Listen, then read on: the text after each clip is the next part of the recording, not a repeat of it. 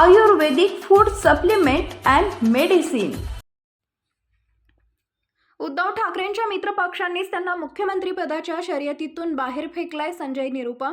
विधानसभा निवडणुकीपूर्वी उद्धव ठाकरे यांचे मुख्यमंत्रीपदाचे स्वप्न भंगल्याचं स्पष्ट झालंय. ते मुख्यमंत्रीपदाच्या शर्यतीतून बाहेर असल्याचं सांगत आहेत, पण हे सत्य आहे की त्यांचे मित्रपक्ष काँग्रेस आणि राष्ट्रवादी काँग्रेस शरद पवार यांनी त्यांना या शर्यतीतून बाहेर फेकलंय.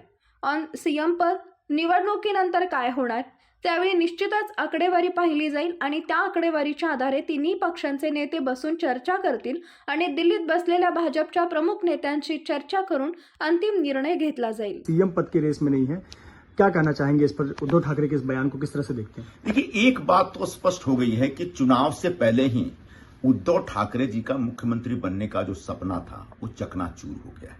उन्होंने कहा है, उनका कहने का आशय ये है कि वो सीएम पद के रेस से बाहर निकल गए। वो बाहर नहीं निकले, उनको बाहर निकाला गया है और उनको बाहर निकालने वाले उनके ही सहयोगी दल कांग्रेस और राष्ट्रवादी कांग्रेस के जो दो नेता हैं, उन नेताओं ने निकाला। आपने देखा होगा कि उद्धव ठाकरे जी पूरे दल बल के साथ और शोर शराबे के साथ दिल्ली गए थे और कांग्रेस के नेताओं से मिले और उनके सामने उन्होंने गुजारिश की थी कि उनको मुख्यमंत्री पद का चेहरा करके घोषित किया जाए, लेकिन कांग्रेस ने सीधे मना कर दिया। उसके बाद राष्ट्रवादी कांग्रेस ने भी, जो शरद पवार जी हैं उनके नेता, उन्होंने भी घोषित कर दिया कि भाई हम कोई चेहरा घोषित नहीं करेंगे और चुनाव के बाद जो आंकड़े आएंगे उसके आधार पर हम तय करेंगे।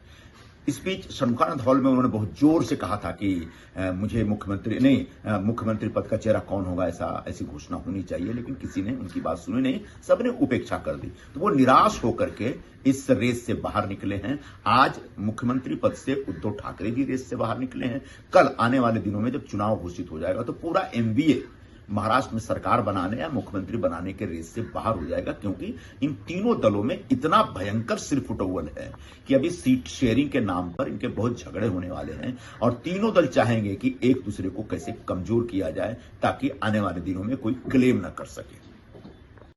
बीजेपी के नेता देवेंद्र फडणवीस को प्रोजेक्ट कर रहे हैं, आप लोग एकनाथ शिंदे को प्रोजेक्ट कर रहे हैं।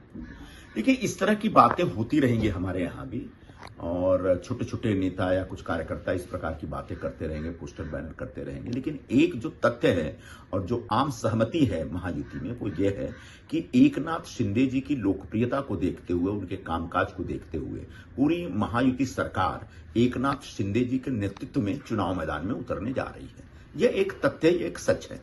अब चुनाव के बाद क्या होगा, निश्चित तौर पर उस समय आंकड़े देखे जाएंगे, तीनों पार्टियों के नेता बैठेंगे और भारतीय जनता पार्टी के जो सर्वोच्च नेता हैं, जो दिल्ली बेस्ड हैं, दिल्ली में रहते हैं, उन नेताओं के साथ संपर्क करने के बाद एक फैसला होगा। लेकिन आज सबसे बड़ा सच ये है कि एकनाथ राव शिंदे जी एक बहुत ही लोकप्रिय मुख्यमंत्री हैं और उनके कंधे पर महायुति की सरकार वापस आ सकती है।